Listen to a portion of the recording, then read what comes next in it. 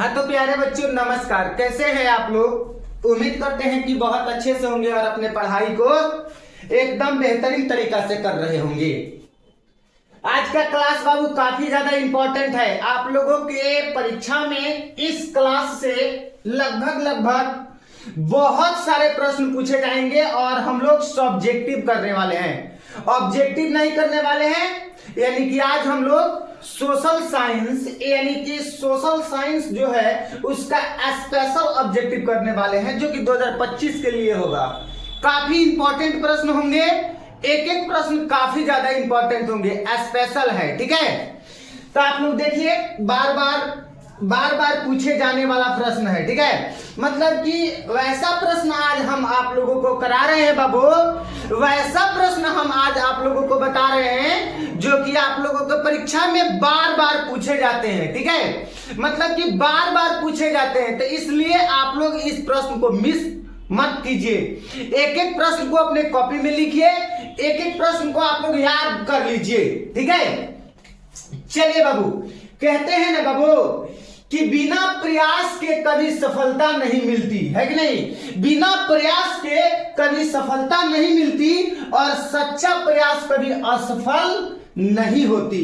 बिल्कुल, अगर बिना मतलब कि बिना प्रयास के हम प्रयास ही ना करें तो फिर सफलता कैसे मिलेगी? बिना प्रयास के कभी सफलता नहीं मिलती और सच्चा प्रयास कभी असफल नहीं होता। आप लोग याद रखिएगा। ठीक है, आप लोग प्रयास कीजिए, लगातार प्रयास कीजिए। अगर सच्चा प्रयास कर रहे होंगे, अगर आप लोग सच्चा मेहनत कर रहे होंगे तो आप लोगों को सफलता जरूर मिलेगी। ठीक है, देखिए बाबू, सबसे पहला नंबर प्रश्न और काफी ज्यादा इंपॉर्टेंट कह रहा है कि जीवन के विभिन्न पहलुओं का जिक्र करें जिससे भारत में स्त्री के साथ भेदभाव या कमजोर स्थिति है। मतलब क्या करना है बाबू, आप लोग ध्यान से समझिएगा। हम लोगों को क्या करना है कि मतलब हम लोगों के अपना जीवन की विभिन्न मतलब बहुत सारे पहलुओं को बताना है जिसमें क्या किया गया हो, है कि नहीं? स्त्री के साथ भेदभाव किया गया हो। ठीक है, स्त्री के साथ में क्या किया गया हो बाबू? भेदभाव किया गया हो और स्त्री को कमजोर साबित करने का स्थिति आया हो। ठीक है, इसके बारे में बताना है। 2012 में पूछा गया है, यानी कि 2012 में और 2010 में पूछा गया है। आप लोग याद रखिएगा। ठीक है, देखिए क्या कह रहा है, यानी कि महिलाओं के साथ भेदभाव का उदाहरण, मतलब कि महिलाओं के साथ कैसे कैसे भेदभाव किया जा रहा है इसका उदाहरण। ठीक है, देखिए, महिलाओं से घर के अंदर का काम करवाना, मतलब सबसे पहला भेदभाव जो है भारत में महिलाओं से ऐसा बोला जाता है कि तू महिला है तो तू घर के अंदर का काज करो, मतलब कि घर के अंदर का काम करो। ठीक है, महिलाओं की साक्षरता दर में कमी, बिल्कुल भारत में खास करके बिहार में महिलाओं की साक्षरता दर दिन प्रतिदिन कम होता जा रहा है, मतलब कम है।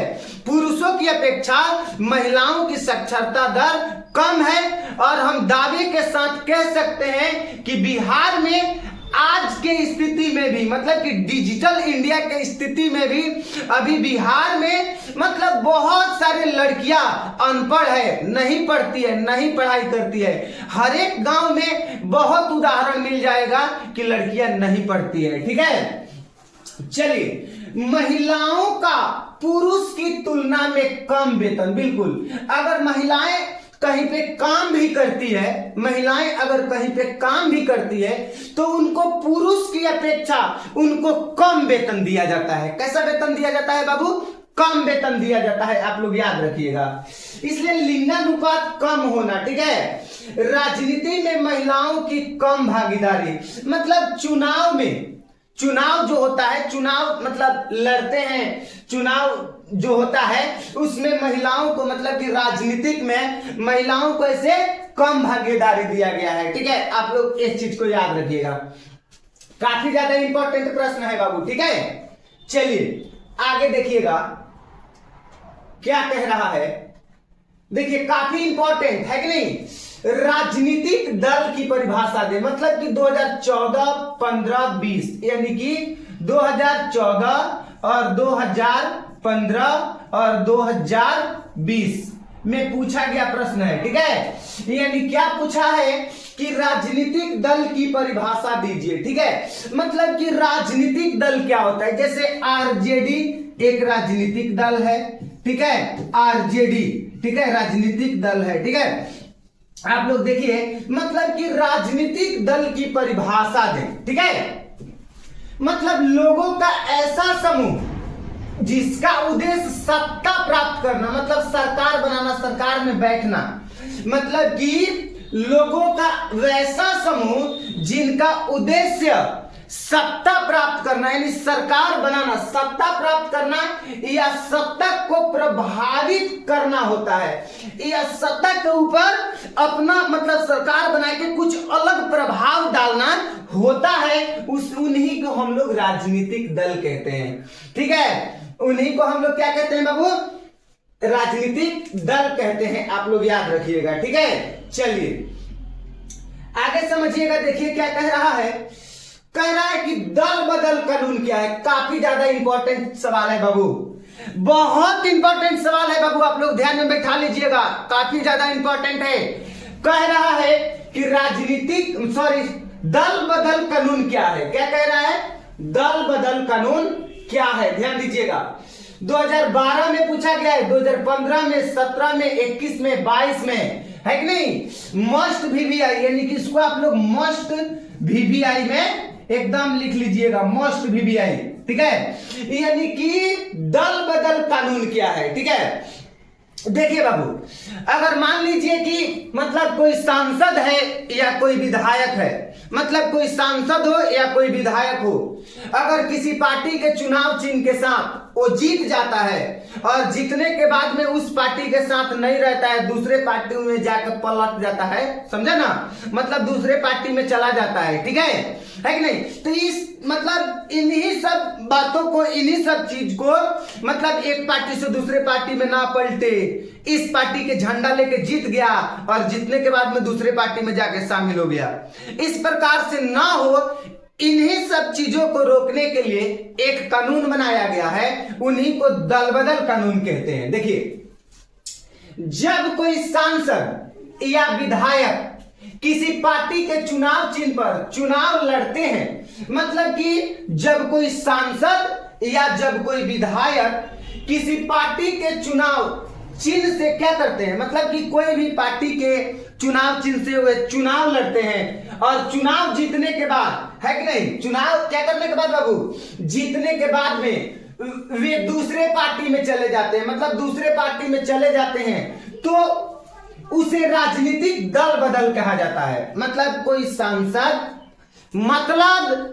सांसद या कोई विधायक किसी पार्टी के चुनाव चिन्ह के सहारा लेकर जीत जाते हैं, चुनाव लड़ने के बाद में जीत जाते हैं और जीतने के बाद दूसरे पार्टी में चले जाते हैं, तो उसे हम लोग राजनीतिक दल बदल कहते हैं।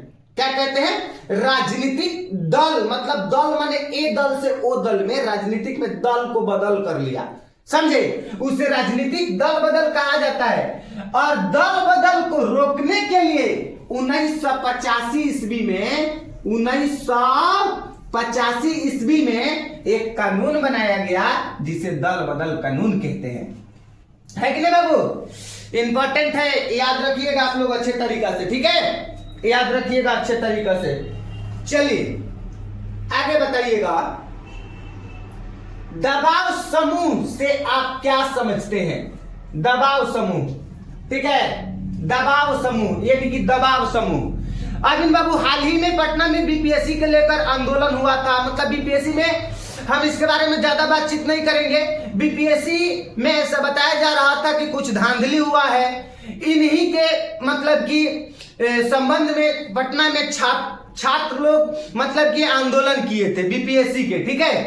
तो कह रहा है कि दबाव समूह से आप क्या समझते हैं, ठीक है, मतलब कि बहुत सारे लोग, बहुत सारे व्यक्ति अगर मिल करके सरकार के ऊपर अपने तरफ ध्यान को लाने के लिए अगर दबाव देते हैं, आंदोलन करते हैं, ठीक है, इसी को हम लोग दबाव क्या कहते हैं, समूह कहते हैं। समझे ना? देखिए, समान आर्थिक हितों वर्ग के सरकार से, मतलब कि समान आर्थिक या हितों वर्ग के सरकार से अपनी मांग मंगवानी तथा हित पूरा करने के लिए संगठन बनाकर, मतलब कि एकजुट होकर सरकार पर दबाव डालने का काम करते हैं, उन्हें दबाव समूह कहते हैं। मतलब आप लोग समझ सकते हैं कि मतलब बहुत सारे व्यक्ति आएंगे, हजारों की संख्या में, 200, 400, 500 की संख्या में आएंगे और आकर के एक बड़ा सा समूह बनाएंगे और प्रदर्शन करेंगे, सरकार को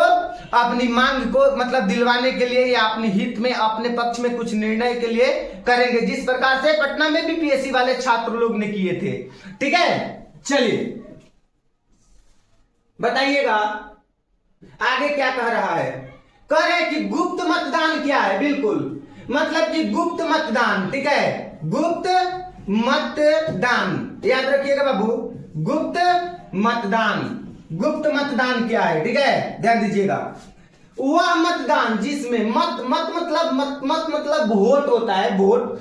वह मतदान जिसमें मत मतलब वोट देने की प्रक्रिया गुप्त होती है, जिसे सिर्फ मतदाता को पता होता है कि वह किसे मत दे रहा है, जिसे गुप्त मतदान कहते हैं। ठीक है, समझो, मतलब कि वह मतदान जिसमें, मतलब कि वह मतदान जिसमें वोट देने की प्रक्रिया गुप्त होती है। हम लोग भी मुखिया का चुनाव में मतलब वोट देते हैं, मतलब कि लोकसभा के चुनाव में वोट देते हैं, है कि नहीं। मतलब कि हम लोग जो वोट देते हैं तो क्या हम लोग अपना वोट गुप्त देते हैं, मतलब कि हम किस पार्टी को वोट दे रहे हैं, हम किसको वोट दे रहे हैं, ये सिर्फ हम ही को पता होता है। समझे ना? यानी कि एक गुप्त मतदान हो रहा है, समझे, एक गुप्त मतदान हो रहा है। ठीक है, यानी कि वह मतदान जिसमें मत यानी वोट देने की प्रक्रिया गुप्त होती है, जिसमें वोट देने की प्रक्रिया क्या होती है, गुप्त होती है, जिसे सिर्फ मतदाता को पता होता है कि वह किसे मत दे रहा है। मतलब कि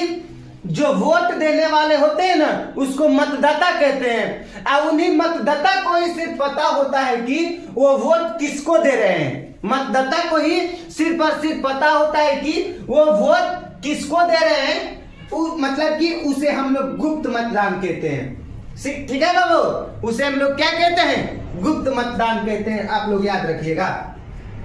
चलिए आगे बताइएगा दोस्त। लोकतंत्र जनता का, लोकतंत्र जो है जनता का और जनता के द्वारा तथा जनता के लिए शासन है कैसे।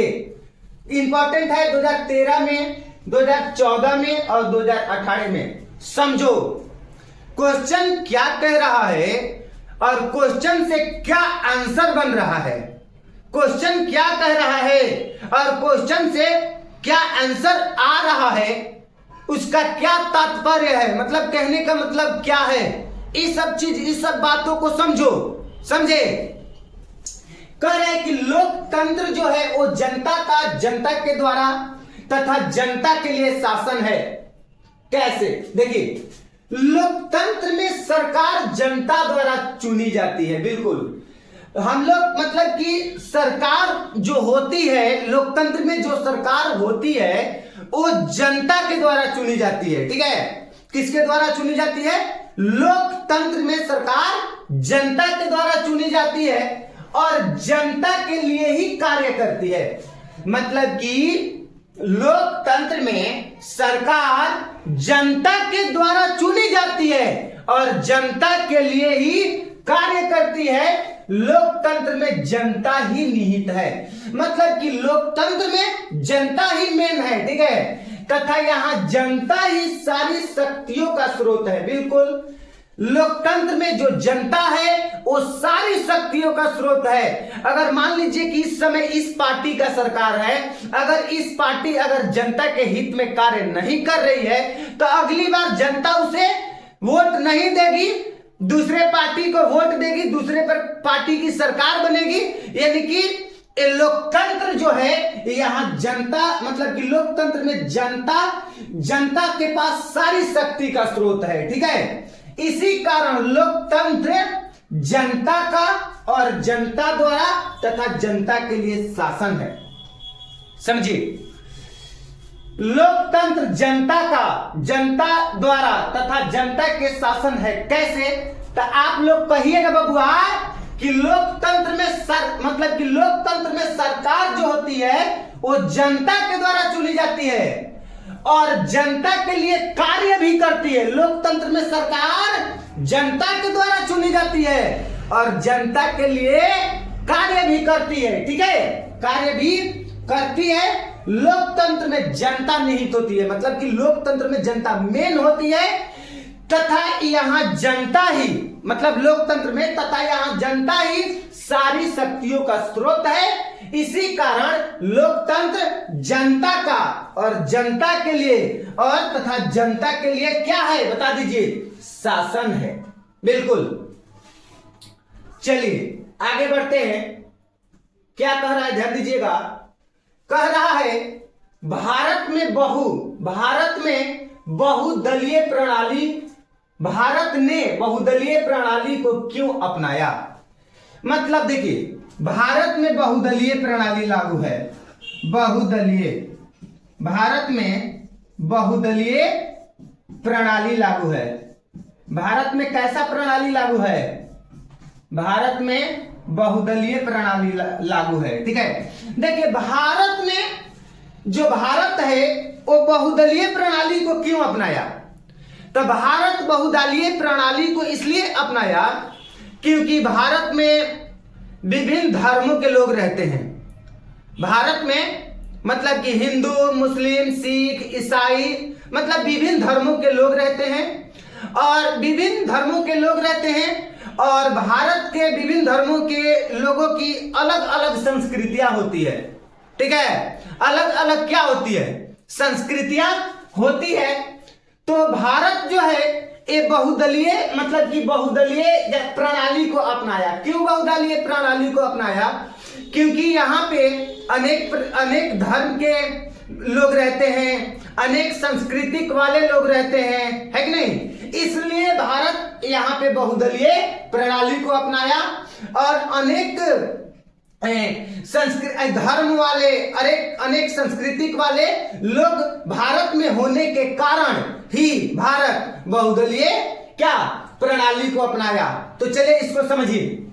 भारत एक विशाल और विविधता वाला देश है। बिल्कुल बात वही आया कि भारत जो है एक विशाल देश है और विविधता वाला देश है। मतलब यहाँ पे अलग अलग भिन्न भिन्न जाति, अलग अलग संस्कृति के लोग हैं, तो विविधता वाला देश है।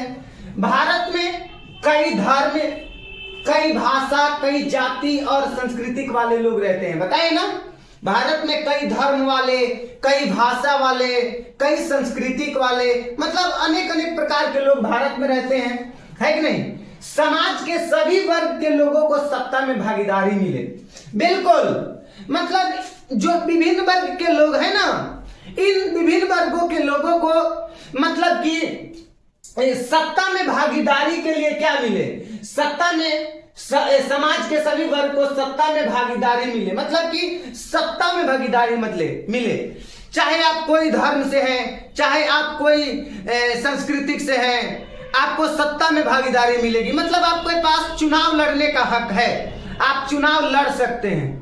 अगर मान लीजिए किसी पार्टी की तरफ से अगर आपको टिकट नहीं मिलता है तो आप लोग निर्दलीय भी लड़ सकते हैं, उसका कुछ प्रोसेस होता है। निर्दलीय मतलब आप किसी पार्टी से नहीं है, अपना जीत कर अपना स्वयं से अपना सरकार बनाओ, अपना दल बनाओ, है कि नहीं? समझे? ऐसे हो सकते हैं। इसलिए भारत ने बहुदलीय प्रणाली को अपनाया। बबुआ ध्यान दीजिए, भारत ने बहुदलीय प्रणाली को क्यों अपनाया? तो भारत एक विशाल विविधता वाला देश है। भारत में कई धर्म, भाषा, जाति, संस्कृति के लोग रहते हैं। भारत एक विशाल विविधता वाले देश है। भारत में कई धर्म, कई भाषा, कई जाति, कई संस्कृति वाले लोग रहते हैं। भारत के सभी वर्ग के, भारत के सभी वर्ग के लोगों को सत्ता में भागीदारी मिले, मतलब वोट लड़ने का चांस मिले, भागीदारी मिले, इसीलिए भारत ने बहुदलीय प्रणाली को अपनाया गया। भारत में बहुदलीय प्रणाली को अपनाया गया। बिल्कुल। चलिए आगे बताइएगा दोस्त। कह रहा है आतंकवाद लोकतंत्र की चुनौती है कैसे? 2014, 2016, 2017, 2018। बिल्कुल। आतंकवाद है कि नहीं, मतलब गुंडागर्दी, समझा। आतंकवाद जो है कि नहीं, यानी कि लोकतंत्र का चुनौती है कैसे। ठीक है, ध्यान दीजिएगा। आतंकवाद अपनी बात मनवाने के लिए, मतलब जो आतंकवाद होते हैं, आतंकवादी लोग होते हैं, वे अपने बात को मनवाने के लिए धमकी, हिंसा, हत्या, अपहरण है नहीं, और सरकारी संपत्ति को नष्ट करने का सहारा लेते हैं। बिल्कुल। मतलब कि आतंकवाद लोकतंत्र की चुनौती है कैसे, मतलब कि जो आतंकवाद लोग होते हैं वे अपना बात को मनवाने के लिए धमकी, हिंसा, हत्या है कि नहीं, अपहरण और सरकारी संपत्ति को नष्ट करने का सहारा लेते हैं, जिससे हिंसा या आतंक उत्पन्न हो जाता है। बिल्कुल, जिससे हिंसा उत्पन्न होता है और आतंक उत्पन्न होता है, जिससे लोकतांत्रिक काम, मतलब कि कामकाज पर बुरा प्रभाव पड़ता है। अतः आतंकवाद लोकतंत्र के लिए चुनौती है। बिल्कुल। अतः आतंकवाद क्या है? लोकतंत्र के लिए एक चुनौती है। आप लोग याद रखिएगा। चलिए आगे बताइएगा बाबू। जर्मनी के एकीकरण के लिए बिस्मार्क ने कौन सी नीति अपनाई? एमवीबीआई बबुआ याद रखना है कि नहीं। एमवीबीआई काफी ज्यादा इंपॉर्टेंट है, आप लोग ध्यान दीजिएगा। यानी जर्मनी के एकीकरण के लिए बिस्मार्क ने कौन सी नीति अपनाई? इंपॉर्टेंट है। जर्मनी के एकीकरण के लिए बिस्मार्क ने रक्त एवं लौह की नीति अपनाई। कौन सा नीति अपनाई थी? रक्त एवं लौह की नीति अपनाई थी। जर्मनी के एकीकरण के लिए बिस्मार्क ने रक्त एवं लौह की नीति अपनाई। जर्मनी के एकीकरण के लिए बिस्मार्क ने रक्त एवं लौह की नीति अपनाई। बिस्मार्क का मानना था कि बिना सेना के जर्मनी का एकीकरण संभव नहीं है। अगर हम सेना नहीं बनाते हैं, युद्ध नहीं करते हैं, तो इसके बिना जर्मनी का एकीकरण करना संभव नहीं है। ठीक है, इसलिए उन्होंने डेनमार्क, ऑस्ट्रिया तथा फ्रांस के साथ युद्ध किया, तब जाके क्या हुआ? जर्मनी का एकीकरण हुआ। एक क्वेश्चन यहां से ऑब्जेक्टिव पूछे जाते हैं बाबू, आप लोग ध्यान दीजिएगा। बिस्मार्क को इटली का एकीकरण का महिषा कहा जाता है कि नहीं? बिस्मार्क को इटली के एकीकरण का महिषा कहा जाता है। बिल्कुल, है कि नहीं? यही ना इटली के एकीकरण किए थे, मतलब मेन योगदान दिए थे। तो इटली के एकीकरण का महिषा किनको कहा जाता है? बिस्मार्क को कहा जाता है। आप लोग याद रखिएगा। ठीक है, इटली के एकीकरण का महिषा बिस्मार्क को कहा जाता है। आप लोग याद रखिएगा। ठीक है, चलिए सर्वहारा वर्ग किसे कहते हैं? सर्वहारा वर्ग कौन सा वर्ग कह रहा है बाबू? सर्वहारा वर्ग कह रहा है। कह रहा है कि सर्वहारा वर्ग किसे कहते हैं? 2012-2018। देखिए, समाज का वैसा वर्ग जिसमें किसान, मजदूर, आम गरीब लोग शामिल है, उसे सर्वहारा वर्ग कहते हैं। ठीक है, हम लोग अपना जीवन सर्वहारा वर्ग में व्यतीत करते हैं। मतलब हम लोग जहां पे रहते हैं वहां पे किसान भी होते हैं, आम गरीब लोग भी होते हैं, मजदूर भी होते हैं, मतलब सब लेवल के लोग होते हैं, है कि नहीं? यानी कि सर्वहारा वर्ग है, मतलब सब मिलौनी एके में, समझा ना? यानी कि सर्वहारा वर्ग है कि नहीं? यानी कि समाज का वैसा वर्ग जिसमें किसान, मजदूर, क्या क्या बाबू? जिसमें किसान, मजदूर, आम गरीब है कि ना?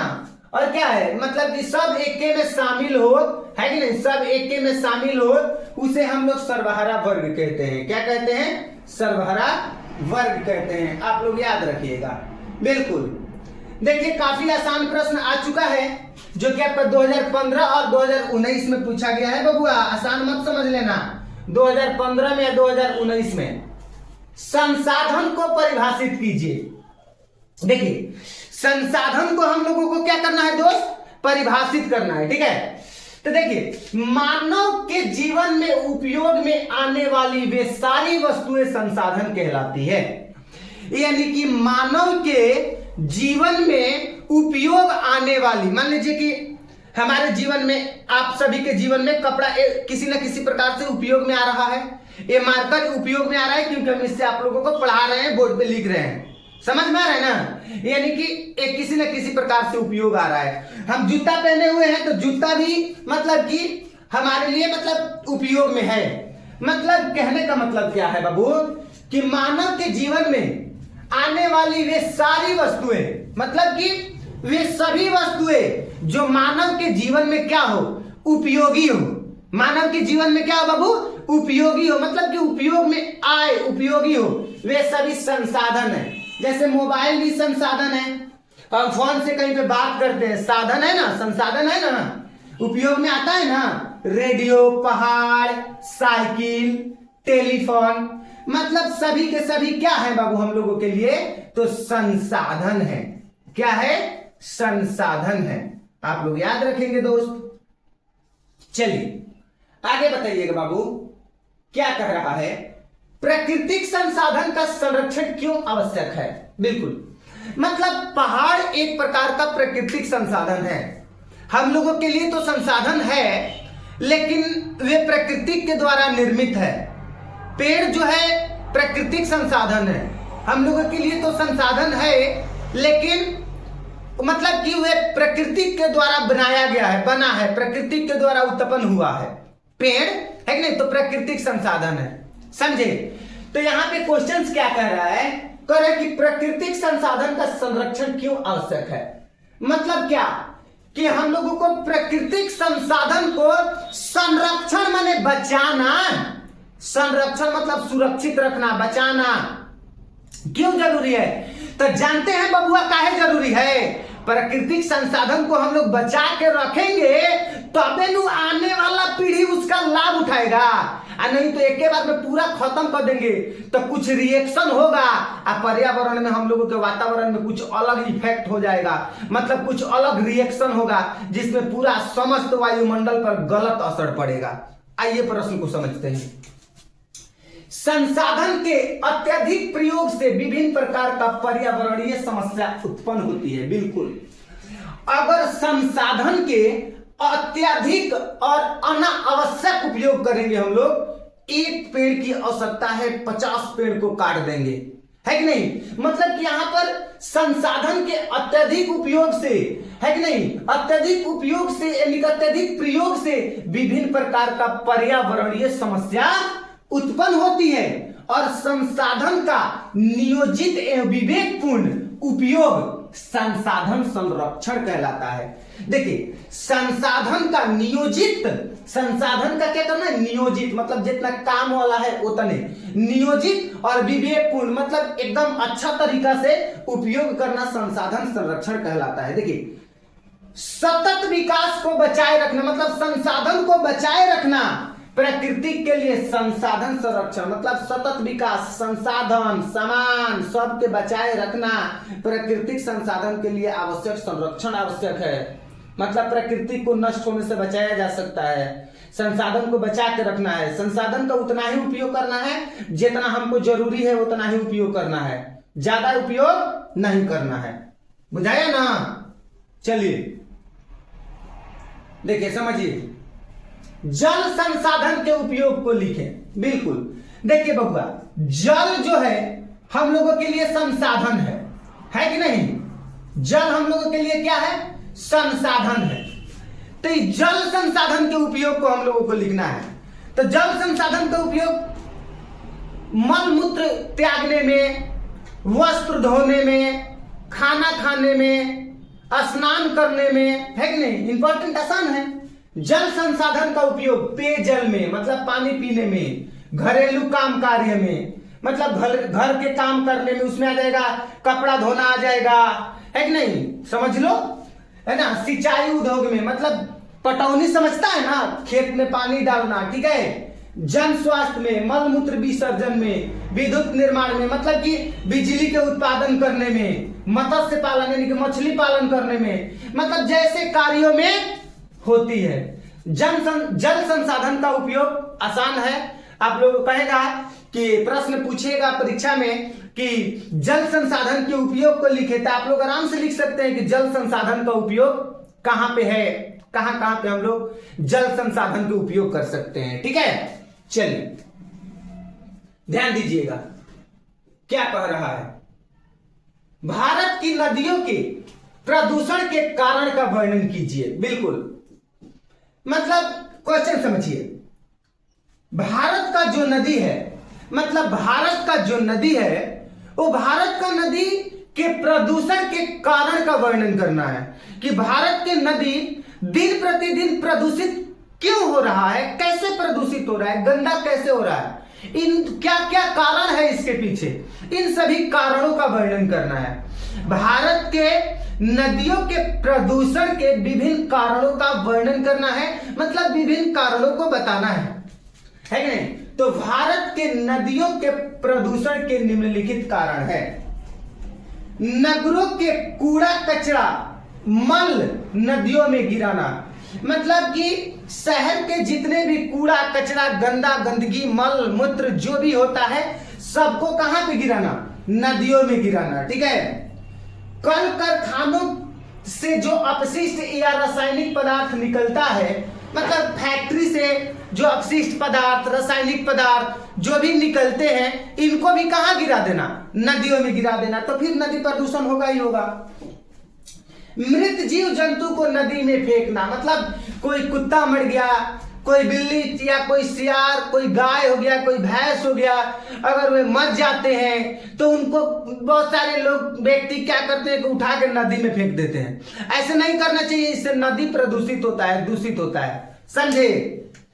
मृत शरीर को नदी में फेंक देना, ठीक है। मतलब कि ऐसा लोग मानता है कि मतलब किसी गंभीर बीमारी से अगर किसी का मृत्यु हो जाती है तो उसको नहीं जलाते हैं लोग या नहीं दफनाते हैं, उसको नदी में फेंक देते हैं। ऐसा नहीं करना चाहिए, उसका कुछ अलग प्रबंध करना चाहिए, इससे नदी दूषित होती है। तो आप लोग बाबू समझ रहे हैं ना कि भारत की नदी के प्रदूषण होने का कारण कौन कौन से है, देख लीजिए कौन कौन से कारण है, ठीक है। चलिए बताइएगा आगे। कह रहा है चिपको आंदोलन क्या है, very very important, very very important, आप लोग याद रखिएगा। चिपको आंदोलन क्या है, चिपको आंदोलन समझा। देखिए चिपको आंदोलन की शुरुआत अभी जो वर्तमान में जो उत्तराखंड है इसके टिहरी गढ़वाल जिला से हुआ था।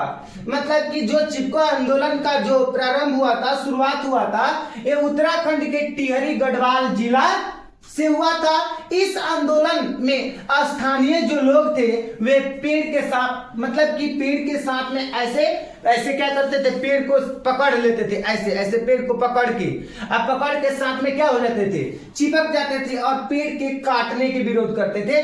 मतलब पेड़ काटा जा रहा था वहां पे, तो वहां के जो लोग थे वे चिपक जाते थे, ऐसे पेड़ के पकड़ लेते थे कि पेड़ को नहीं काटना है, इसके विरोध करते थे, ठीक है। और इस मतलब विरोध करवाने में मतलब इसका मेन आदमी कौन था, तो चिपको आंदोलन के नेता जो थे सुंदरलाल बहुगुणा थे। आप लोग याद रखिएगा, आप लोग के परीक्षा में पूछा जाएगा कि चिपको आंदोलन के जो नेता थे कौन थे, तो आप लोग कह दीजिएगा बाबू कि चिपको आंदोलन के जो नेता थे सुंदरलाल बहुगुणा थे।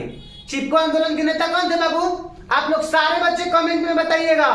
आप लोग वादा कीजिए मेरे साथ कि आप लोग कमेंट में बताएंगे। लास्ट में आप लोग कमेंट क्लास कीजिए और कमेंट कीजिए, ठीक है। सबका कमेंट का रिप्लाई मिलेगा, ठीक है। यानी कि चिपको आंदोलन के प्रमुख नेता कौन थे, तो चिपको आंदोलन के प्रमुख नेता सुंदरलाल बहुगुणा थे। आप लोग याद रखिएगा। चलिए आगे देखिएगा, वायु परिवहन के प्रमुख विशेषताओं को लिखे। बिल्कुल, वायु परिवहन, देखिए परिवहन किसे कहते हैं, मनुष्य या अपनी आवश्यकता के वस्तु को जिस माध्यम से एक स्थान से दूसरे स्थान तक लेके जाता है उसे परिवहन कहते हैं। या तो वायु से जाएगा, प्लेन से जाएगा, नहीं तो स्थल यानी कि जमीन पे चल के जाएगा, और नहीं तो जल यानी कि नाव से जाएगा, जल परिवहन से जाएगा। परिवहन के 3 साधन होते हैं, आप लोग याद रखिएगा। स्थल परिवहन धरती पे चल के, जल परिवहन नाव से, वायु परिवहन यानी कि वायु मार्ग से। परिवहन के कितने साधन होते हैं? 3 साधन होते हैं, ठीक है। वायु परिवहन की प्रमुख विशेषताएं निम्नलिखित है। देखिए, वायु परिवहन में परिवहन का सबसे तेज, वायु परिवहन का सबसे तेज एवं महंगा साधन है। बिल्कुल, वायु परिवहन जो है बाबू, वो परिवहन का सबसे मतलब कि महंगा साधन है और सबसे तेज साधन है। परिवहन का सबसे तेज साधन वायु परिवहन है और सबसे महंगा साधन भी वायु परिवहन है। देखिएगा, वायु परिवहन से लंबी दूरी की यात्रा कम समय में हो जाती है। मतलब कि जो वायु परिवहन है, वायु परिवहन से लंबी दूरी की यात्रा जो है कम समय में हो जाती है, ठीक है। उसके बाद में वायु परिवहन के लिए कोई मार्ग बनाने की जरूरत नहीं होती है। वायु परिवहन के लिए कोई मार्ग बनाने की जरूरत नहीं होती है। मतलब कि प्लेन को जाने के लिए कोई रास्ता की जरूरत होती है बाबू? नहीं होती है। प्लेन वायु मार्ग से जाती है, लेकिन उसके मतलब जाने के लिए कोई रास्ता नहीं होता है। इतना ध्यान आप लोग समझ लीजिए, ठीक है। चलिए आगे समझिएगा दोस्त, क्या कह रहा है। सार्वजनिक और निजी उद्योग में अंतर स्पष्ट करें। देखिए, मतलब सार्वजनिक उद्योग और निजी उद्योग, यानी कि सार्वजनिक उद्योग और निजी उद्योग में अंतर स्पष्ट करना है बाबू। देखिए, सार्वजनिक उद्योग वैसा उद्योग जिसका संचालन मतलब चलाने का काम सरकार करेगी, उसे सार्वजनिक उद्योग कहते हैं। जैसे दुर्गापुर, भिलाई, राउरकेला लौह इस्पात केंद्र उद्योग है कि नहीं। ये जितना है सब के सब सार्वजनिक उद्योग है, क्योंकि सबका संचालन चलाने का काम सरकार करती है बबुआ, ध्यान रखना। और निजी उद्योग वैसा उद्योग जिसका संचालन यानी कि चलाने का काम कोई निजी, कोई आम यानी कि निजी व्यक्ति करता है, उसे निजी उद्योग कहते हैं। जैसे टाटा के नाम सुने ना, पतंजलि, डाबर, ये सब उद्योग जो है ना निजी उद्योग है, कोई व्यक्ति करता है, सरकार नहीं करती है कि नहीं, है ना। वैसा उद्योग जिसका संचालन निजी व्यक्ति करता है, कोई निजी व्यक्ति करता है अपना फैक्ट्री निजी, है ना। तो ये आपका निजी उद्योग। और सार्वजनिक उद्योग में जिसका संचालन कौन करेगा? सरकार करेगा, तो सार्वजनिक उद्योग। और जिसका संचालन अगर कोई निजी व्यक्ति करेगा तो कौन उद्योग? निजी उद्योग। चलिए बबुआ समझिए, भारतीय कृषि के 5 मुख्य विशेषताओं को लिखिए। वेरी वेरी MVVI इंपॉर्टेंट है ना, मस्ट VVI क्वेश्चन है। यानी कि भारत के कृषि के 5 प्रमुख विशेषता को लिखना है। हम लोगों के भारत में जो कृषि होती है, भारत में जो खेती बाड़ी होती है, इसका 5 गो प्रमुख विशेषता को लिखना है।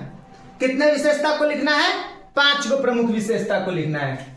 देखिए, भारतीय कृषि मानसून पर निर्भर है। मतलब भारत का जो कृषि है, जब मन तबे कुछ उगा लेगा, कुछ मतलब रोप के ऊपर उगा लेगा नहीं, मानसून पर निर्भर है। आप लोग याद रखिएगा, मौसम। भारतीय कृषि मानसून पर निर्भर है। भारत के लगभग 2/3 लोग की जीविका जो है कृषि पर आधारित है। मतलब कि भारत के लगभग 2/3 लोगों की जो जीवन है वो कृषि पर आधारित है। भारत के राष्ट्रीय आय में कृषि का योगदान 24% है।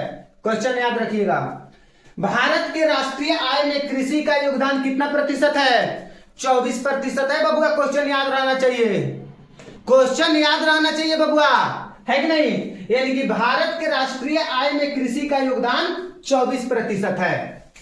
देखिए, भारत के अधिकांश जनसंख्या कृषि से भोजन प्राप्त करती है। बिल्कुल, भारत के अधिकांश जनसंख्या कृषि से भोजन प्राप्त करती है।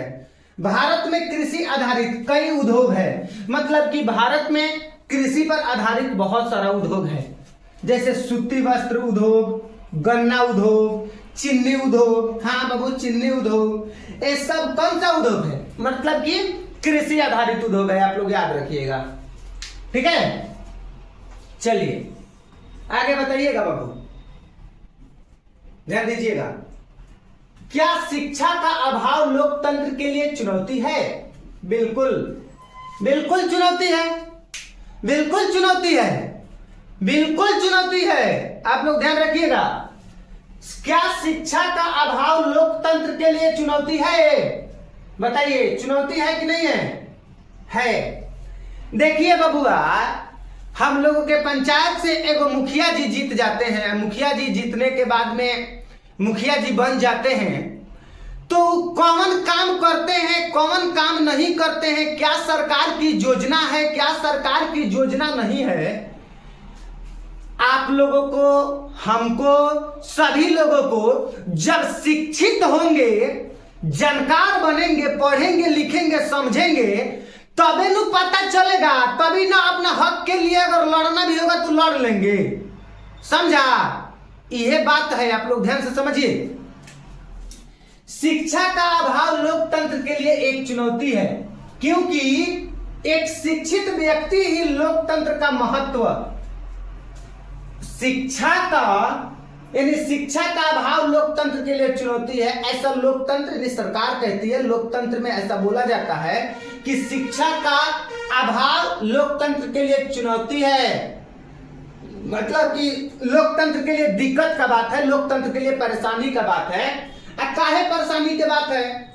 क्योंकि शिक्षित व्यक्ति आप लोग रहिएगा तो लोकतंत्र का महत्व समझिएगा, अब पढ़ा लिखा ना रहिएगा तो का महत्व समझिएगा, क्या हो रहा है, क्या नहीं हो रहा है, कौन जीतल है। तो बहुत सारे लोग कहते कोई जीतल है, हमको क्या करना है। नहीं, ऐसा नहीं होना चाहिए, आपको शिक्षित होना चाहिए। आपको क्या होना चाहिए? आपको शिक्षित होना चाहिए, है कि नहीं? तब जाके आप लोकतंत्र के महत्व को समझेंगे। क्या चीज को समझेंगे? लोकतंत्र के महत्व को समझेंगे और अपने अधिकार को समझेंगे। बिल्कुल, अपने अधिकार को और अपना कर्तव्य को भी समझेंगे। अपना अधिकार को खाली समझेंगे, अपना कर्तव्य को भी समझना पड़ेगा, अपना अधिकार को भी समझना पड़ेगा। ठीक है? शिक्षित व्यक्ति ही सरकार के कामकाज में दिलचस्पी रखता है। बिल्कुल, अगर कोई व्यक्ति पढ़े लिखे होते हैं तो वही व्यक्ति सरकार के कामकाज में दिलचस्पी रखेंगे। सरकार की कौन सी योजना है, सरकार किस तरफ मतलब देश को ले जाना चाहती है, सरकार कौन सी स्कीम अपने देश में लगाई है, कौन सी योजना लाई है, शिक्षित व्यक्ति रहेंगे तभी ना समझेंगे, है कि नहीं? बिल्कुल, अपना लड़ाई खुद लड़ना पड़ता है बबुआ, किसी के भरोसे नहीं बैठना पड़ता है। अपना लड़ाई खुद लड़ना पड़ता है, अपना लड़ाई खुद लड़ना पड़ता है। और रही बात हक की, तो हक मांगने से नहीं मिलता है, हक को छीनना पड़ता है। और छीनने के लिए क्या करना पड़ता है पता है? आपको ताकतवर बनना पड़ेगा, आपको पढ़ लिख कर एक मतलब बहुत अंदर से शक्तिशाली इंसान बनना पड़ेगा, तब जाके आप अपने हक को छीन सकते हैं, आप अपने हक की बात कर सकते हैं और अपने हक की लड़ाई आप लड़ सकते हैं। इसके लिए आपको पढ़ना पड़ेगा, शिक्षित बनना पड़ेगा। चलिए आगे देखिए क्या कह रहा है। सूचना का अधिकार आंदोलन के मुख्य उद्देश्य क्या थे? बताइए। सूचना का अधिकार, ध्यान दीजिएगा, यानी सूचना के अधिकार आंदोलन के मुख्य उद्देश्य क्या थे? तो सूचना के अधिकार आंदोलन 1990 ईस्वी में राजस्थान के तहसील जिला में हुआ। इस आंदोलन का मुख्य उद्देश्य निम्नलिखित है, मतलब कि सूचना के अधिकार जो आंदोलन है 1990 ईस्वी में राजस्थान के तहसील जिला में हुआ था। और इस आंदोलन का क्या उद्देश्य है, क्यों हुआ था, क्यों आंदोलन हुआ था, इसका जो उद्देश्य है आप लोग को समझा रहे हैं, समझ लो। सरकार की क्रियाकलाप की जानकारी प्राप्त करना, मतलब सरकार कौन सी काम कर रही है, क्या कार्य कर रही है, इस सब चीजों की जानकारी प्राप्त करना। सरकार के क्रियाकलाप पर नियंत्रण रखना, मतलब निगरानी रखना, नियंत्रण रखना।